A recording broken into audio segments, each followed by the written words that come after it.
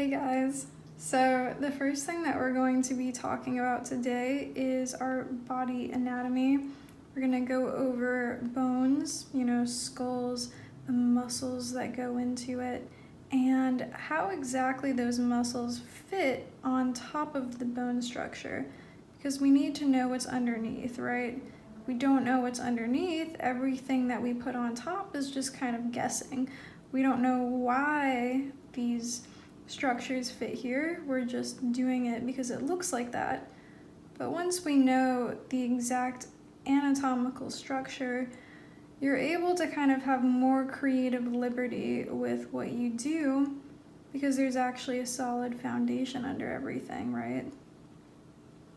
So I'm gonna start with the skull itself.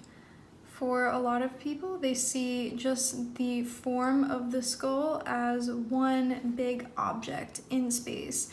And what we need to realize is, every time we talk, this jaw, this section moves up and down, and it's actually separated into two separate planes. So all of this is one structure, and then the jaw is something completely different. So whenever we put in these sections, we have to differentiate those and know that there's two completely different structures going on underneath the face that create the cheekbones, that create shadows in the face right here, where the bone dips down into the teeth, into the jaw. You can also see that we have holes right here for the eyes that actually have depth that go back behind them because our skull is round, right?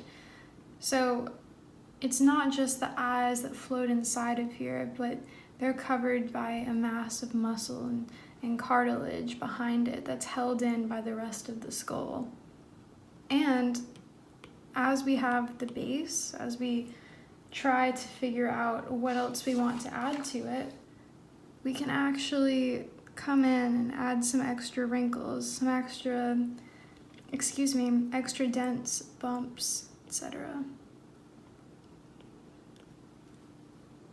Because every human is different, every facial structure, every skeleton underneath us is slightly different, although it all contains the same components, which is what we want to learn right now before we start getting into how to draw specific people or facial expressions. We have to know what's underneath. Onto the side of the skull, we'll notice that jaw, again, it's completely separate from the rest of the skull. So you can see right here where it can hinge out and back in again. You also see that the back is actually like an oval, right? It's not an exact circle. So you have the skull right here, the actual parts that cover the brain, and then you have the facial bones, which are different, and this creates that triangular shape right there.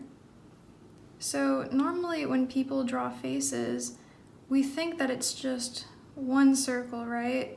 And then everything else goes on top of that circle, but that's not the case because we have all this going on down underneath.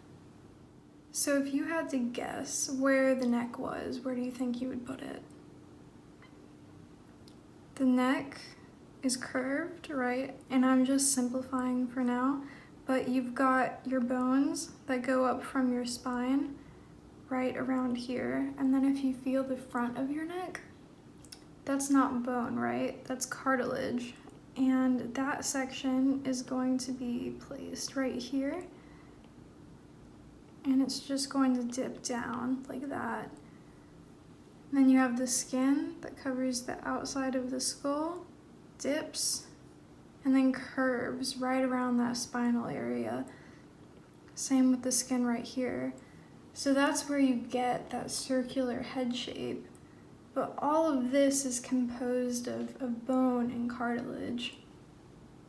One thing we gotta understand about our muscles is that they are placed based off of our bone structure, right? So I'm gonna have muscles around my eyes, I'm going to have them around my mouth area. They're going to come out the bottom of my mouth, and then when I'm able to lift up and down my eyebrows, those are going to come into play too. They're going to push and pull the planes of the face. And these muscles will actually flow with the bone structure that we have underneath them. So I'll continue to make them different colors so we can kind of see all of the differences. We have some that go up from the mouth around the nose, and then other ones that go from the mouth around the corners of the eyes. You'll also have them at the bottom of the mouth, going this way, going this way. Basically, what I'm trying to demonstrate is that everything flows with the base that it's given. So whenever something happens in the human face, whenever one thing lifts and moves, it affects everything else around it in a subtle way. So we just have to realize that everything, every muscle in the face is connected. So as we move forward, we'll be able to see that domino effect with every move that we make on the face and the body.